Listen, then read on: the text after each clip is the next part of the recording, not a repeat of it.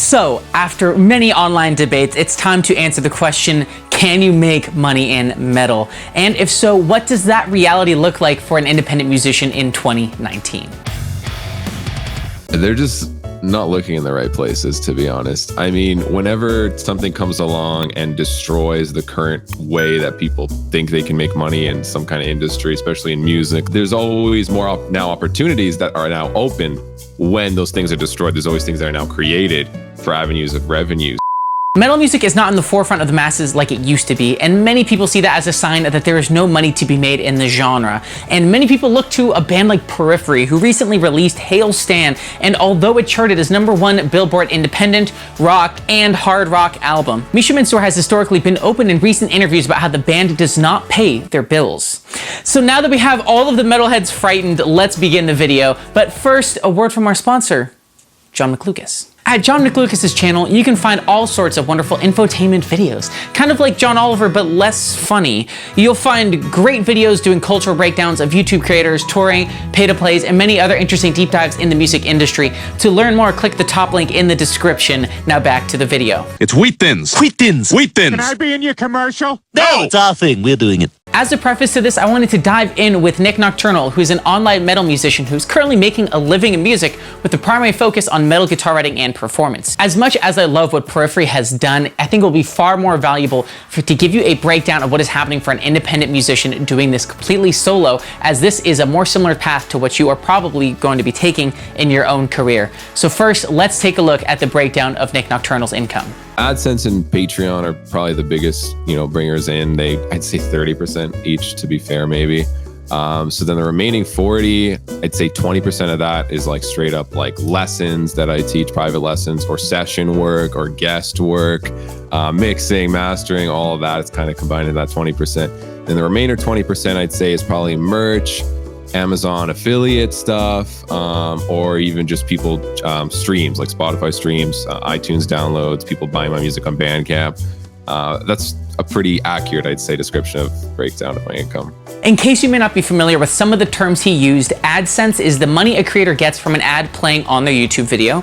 Patreon is a subscription-based creator supporting platform where you can buy into certain tiers for certain perks. And an Amazon affiliate is links that you see in the description that take you directly to an Amazon product, which gives the creator a small kickback if you make a purchase. It comes together quickly, but that's 7 different things that he listed in order to create his career. And that is the really important point that I want to illuminate here. Being a metal guitarist for many people means that you have to know guitar, video, audio, graphics, and marketing, and still after all of that, there's no guarantee that you'll end up with a career. The cliche phrase of diversifying your revenue streams could not be more important than right now in the age of the internet. With all these different areas, it keeps you immune and secure in the case of something possibly drying up or slowing down in one area. It was a similar sentiment that Misha shared in this interview with Metal Injection. You know what it's like with the business cycle and product cycles. It's like they start strong, they dip, so if I'm relying on one thing and it's the end of a product cycle, I still have to buy food. If you diversify everything, you'll have income. And it all goes to have as much as passive income as possible to afford myself as much free time as possible to work on music and have fun with it, so music can be what it was supposed to be and what it truly was to me in the beginning, which is just a fun outlet. So it's almost this attention machine, using a platform to get attention, which is the band for Periphery and for Nik Nocturnal's YouTube, and then funneling that attention to additional areas as well to monetize it further.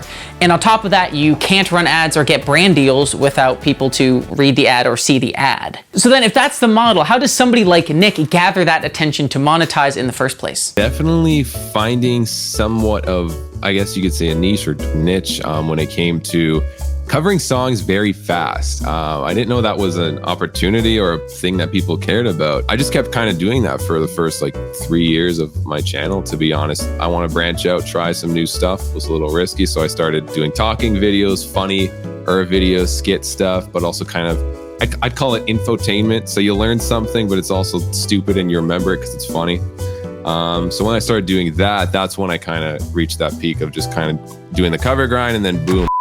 So from that, what sticks out is the repeated execution to find what works. And that sentiment comes up so frequently in my content, but it's true. Having this business-minded approach to your music has been repeatedly brought up with creators, especially in the heavy genre. But so many people have this like just false mindset to metal music having no money possibilities behind it. So how did that come to be? Money and, you know, metal don't go together. You know, people think that it's like, if you're making money in metal, you're a sellout. You know, you have to be a broke, starving musician on the grind all day, touring, you know, with 2 people coming to your show, you know, living off instant noodles. I think people just kind of have to get with the times, and it's really hard for a lot of people. So that's something I always try to push with my channel. Even when I live stream or whatnot, I'm always like, you know, like, guys, like, this is the new stuff. Try not to be so closed-minded about stuff. You know, things change, be open to it, explore it, and see how that any new opportunities would maybe work to benefit you.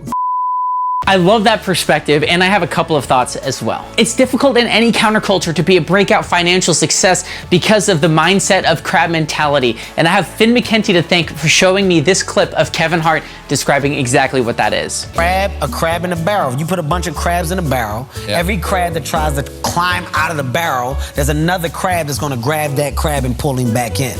Eventually, no crabs can get out the barrel because they're all pulling each other back down because they're all trying to get to the top.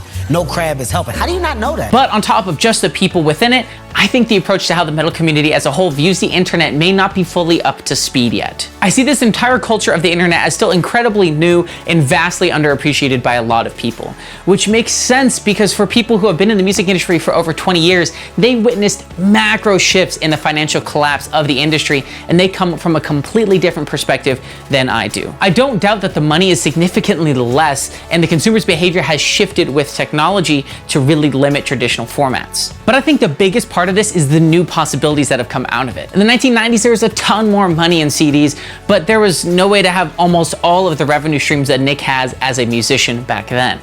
And it certainly was not possible to completely do this on his own, on his terms, and with his vision completely in his hands. So it may not be gotten in the same way, but I see that there is money to be made and a career to be made in the metal genre. So do you agree? Why or why not? I would love to know in the comments down below. And of course, I super appreciate the fact that you watched this entire video. That is so awesome of you. You are definitely subscribed. And before you go, I want to make sure that you are watching this next video over here because I think it's going to bring tremendous value. And if you found this entertaining and informative, you're definitely going to love this video as well. Other than that, I'll see you in that next video. Love you.